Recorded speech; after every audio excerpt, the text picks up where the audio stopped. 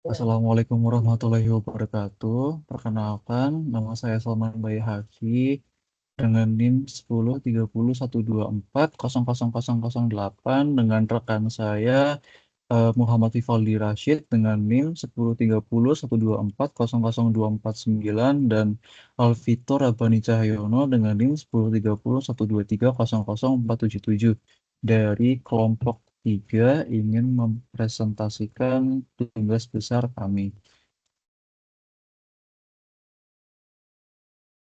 Nah, di sini kita ditugaskan untuk membuat aplikasi crowdfunding sederhana. Nah, di sini tampilan pertama itu ada tampilan login. Ya, bagi user biasa, kita defaultnya belum memiliki akun. Jadi kita harus register terlebih dahulu. Dengan register, eh, harus menginput username yang akan digunakan. Misal di sini Jerry dan password yang akan kita gunakan misal di sini 123. Nah, maka akan menampilkan eh, sebuah string yang eh, menandakan bahwa sudah berhasil registrasi. Nah, jika sudah berhasil registrasi, maka kita bisa langsung login ke aplikasinya. Kita login, lalu tadi username-nya Heri dan passwordnya Heri 123. Nah, eh, untuk sistem registrasinya ini sendiri, setiap donatur atau setiap user ini memiliki ID yang unik. Nah, ID ini tergenerate secara berkala. Jadi misal user pertama user paling pertama yang register di aplikasi ini akan memiliki ID 1 dan user kedua akan memiliki ID kedua dan seterusnya sampai berapapun. Nah, di sini ketika sudah login, dia akan menampilkan login berhasil, selamat datang nama pengguna, dan menampilkan ID donatur. Nah, di sini ada menu user simple fund. Kenapa menu user? Karena eh, ada satu lagi kita bisa menjadi admin. Jadi di sini ada menu user dan menu admin. Di sini ada daftar proyeknya dan ada pilihan-pilihan menu pilihan-pilihan menu atau fitur yang bisa kita gunakan sebagai user. Nah, fitur pertama itu ada tambah proyek. Kita sebagai user bisa menambahkan proyek ke daftar proyek. Misal kita menambahkan 2 proyek. Dengan ID 1, nama proyeknya A, dengan 10.000. Proyek kedua, ID-nya 2, nama proyeknya B, nah dibutuhkan 20.000. Nah, maka jika kita sudah input semuanya, maka dalam daftar proyek ini ditampilkan proyek-proyek yang kita sudah tambahkan sebagai user ini. Dia akan menampilkan string seperti ini. Nah, untuk fitur yang kedua, yaitu ada donasi ke proyek. Jadi, sebagai user, kita nggak tambah proyek aja, kita juga bisa donasi ke proyek tersebut. Jadi, kita misal mau donasi ke proyek A, kita masukkan ID-nya, dan kita masukkan jumlah donasinya, misal 6.000. Nah, di sini akan masuk ke daftar proyeknya dalam tabel nilai terkumpul, yaitu 6.000, dan ini status proyeknya eh, berubah menjadi kurang 4.000, yang tadinya kurang 10.000. Oke, ini juga kita bisa coba sampai status proyeknya lunas. Ini 4.000. Nah, jika sudah lunas atau sudah tercukupi, maka status proyeknya dia akan menampilkan status dana sudah mencukupi. Gitu. Dan fitur yang selanjutnya itu nomor 3, yaitu urutan proyek. Nah, urutan proyek ini bekerja seperti fitur filtering. Nah, itu ada 4 jenis pengurutan. Ada yang berdasarkan nama, berdasarkan dana terkumpul, berdasarkan dana dibutuhkan, dan urutan default atau urutan yang sekarang ditampilkan ini. Jadi jika kita ingin mengurutkan berdasarkan nama, nah dia akan mengurutkan berdasarkan nama. Karena dia proyek 1 itu A, dan proyek 2 itu B, eh, maka dia sudah sudah terurut seperti ini. Ya sudah terurut seperti ini. Yang selanjutnya ada urutan berdasarkan dana terkumpul. Jika kita apply, karena proyek A ini eh, dana terkumpulnya paling tinggi, maka ini sudah nomor urutannya. Coba kalau kita misalkan donasi ke proyek yang B, misal 11.000. Nah, jika kita donasi ke proyek B sebesar 11.000, maka dia akan eh, memasuki list nomor 1 karena dia dananya lebih tinggi daripada proyek A, yaitu 10.000. Oke, jika kita urutkan berdasarkan dana yang dibutuhkan, itu 3, kita apply. Nah, maka dia akan menampilkan daftar proyek yang sudah difilter berdasarkan dana yang dibutuhkan. Jadi ini sebenarnya karena proyek B itu dana yang dibutuhkan jauh lebih besar daripada proyek A. Dan yang terakhir itu kembali ke urutan default, yaitu urutan yang kita lihat di awal seperti ini. Oke, dan untuk fitur yang keempat itu ada cari proyek. Nah, di sini cari proyek itu ada dua, yaitu cari berdasarkan ID dan cari berdasarkan nama.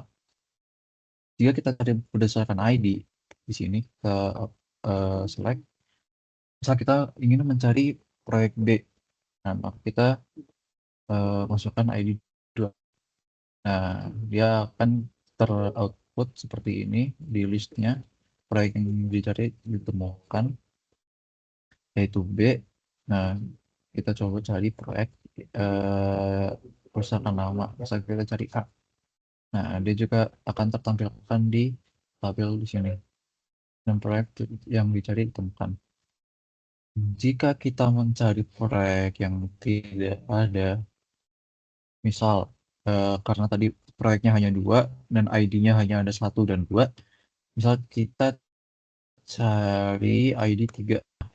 Jika kita mencari ID 3 di sini, karena dia proyeknya tidak tidak eksis atau tidak ada di dalam tabel ini, maka di sini akan ditampilkan keterangan bahwa proyek yang dicari tidak ditemukan karena dia tidak ada di aplikasi ini, gitu.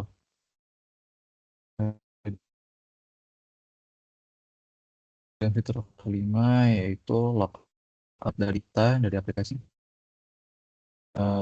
Dan fitur yang ketiga ini keluar aplikasi, keluar dari aplikasi. Nah, sudah seperti ini.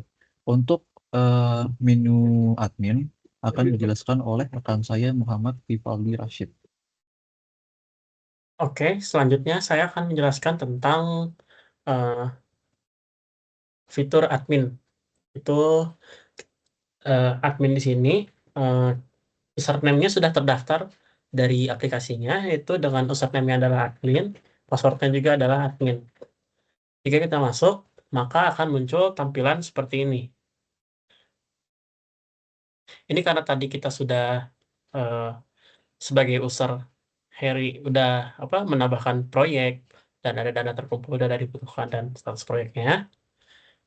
Dan juga sebagai admin bisa melihat daftar proyeknya. Yang pertama, eh, sebagai admin ini ada 12 pilihan menu, lebih banyak. Jadi kita coba contoh dari yang pertama dulu, tambah proyek. Sama seperti sebagai user, kita bisa pilih menu proyek.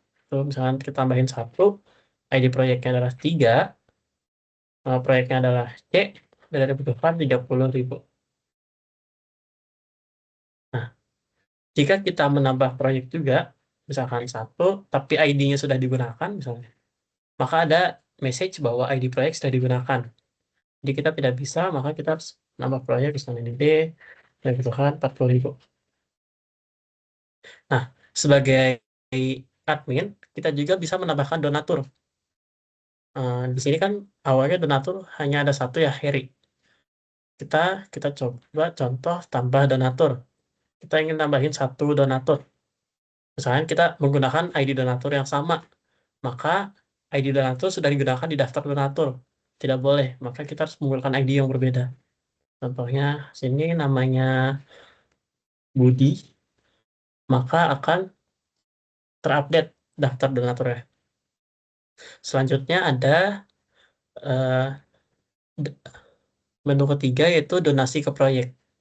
Jika kita ingin donasi ke proyek, sebagai admin kita harus memasukkan ID proyek dan ID donaturnya. Contoh ID proyek yang kita ini tambahkan adalah ID proyek 1.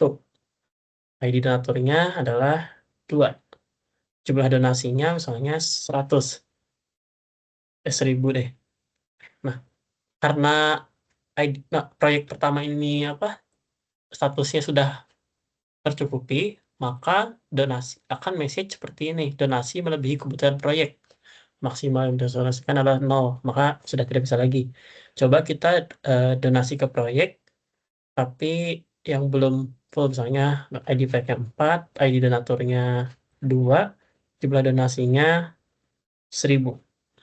Maka donasi berhasil ditambahkan. Kita juga bisa lihat tampilan donatur ini bahwa Budi donasi 1000. Selanjutnya ini ada fitur yang keempat, seperti yang kita sudah gunakan tadi, yaitu fungsinya untuk menampilkan daftar yang ingin kita lihat. Jika kita ingin menambahkan proyek, maka 4 juga. Kalau kita ingin menambahkan donatur, kita 4 juga. Selanjutnya ada fitur urutkan. Sama seperti tadi user, kita bisa urutkan proyek. Contohnya, ini kita urutkan berdasarkan nama, akan muncul seperti ini. Nah, tapi sebagai admin juga, kita bisa mengurutkan tampilan donaturnya, yaitu kita harus ke tampilan donatur, lalu pilihan kelima berubah menjadi urutkan donatur. Kita ubah donatur misalnya berdasarkan total donasi, maka akan berurut seperti ini. Atau jika kita ingin berurutkan berdasarkan nama, maka akan seperti ini. Selanjutnya ada fitur cari proyek, cari donatur. Nah, jika kita cari proyek, ini sama seperti tadi di user, kita bisa cari berdasarkan ID misalnya, pesan proyek yang dicari 4. Ya akan muncul seperti ini. Karena nomor 6 ini sama persis seperti tadi user menu, maka kita sekarang lanjut ke nomor 7, yaitu cari donatur. Cari donatur juga kita bisa cari berdasarkan ID dan nama. Misalkan kita ingin cari nama yang namanya Heri, maka donatur yang dicari ditemukan. Dan jika kita ingin, misalnya kita cari donatur yang tidak ada, misalnya cari yang namanya Adi, kan nggak ada, maka terdapat message bahwa donatur yang dicari tidak ditemukan dan akan menampilkan daftar donatur secara default. Selanjutnya, sebagai admin, kita bisa edit proyek. Misalnya, kita ingin ubah proyek D yang awalnya dana dibutuhkan 40.000, kita ingin ubah jadi 50.000. Misalnya, edit proyek, dengan proyeknya dicari 4. Nama proyeknya kita tetap D, tapi dana dibutuhkannya kita ubah ganti menjadi 50.000. Maka akan menjadi seperti ini. Selanjutnya, ada juga fitur edit donatur. Misalnya kita ingin edit donatur sini, kita ingin edit donatur Harry, misalnya kita ingin ubah nama jadi Heriadi. Nah, ini. Maka akan ada message bahwa data donatur berhasil diperbarui dan nama donaturnya telah diberikan. Selanjutnya ada fitur hapus proyek. Misalnya kita ingin hapus proyek C, maka ID proyek yang ini dihapuskan kita masukkan 3 misalnya. Maka proyek C ini bakal dihilangin karena tadi ID proyek C itu 3. Apa yang terjadi kalau kita menghapus proyek yang tidak ada? Misalnya di proyek yang dihapus 5. Maka akan ada message bahwa proyek dengan ID tersebut tidak ditemukan. Selanjutnya ada fitur hapus donatur. Sama seperti hapus proyek, kita bisa hapus donatur berdasarkan ID. Misalnya kita masukkan ID donatur yang ingin dihapus. Misalnya kita ingin hapus Budi. Maka akan muncul message bahwa donatur berhasil dihapus. Sama seperti tadi, kalau misalnya kita hapus donatur yang tidak ada, misalnya, maka akan ada message bahwa donatur dengan ID tersebut tidak ditemukan. Lalu selanjutnya ada fitur logout, yaitu kita keluar dari akun tersebut, dari admin. Oke, mungkin segitu aja. Oke, sekian dari presentasi tugas besar kelompok kami atau kelompok 3. Mohon maaf jika banyak salah kata.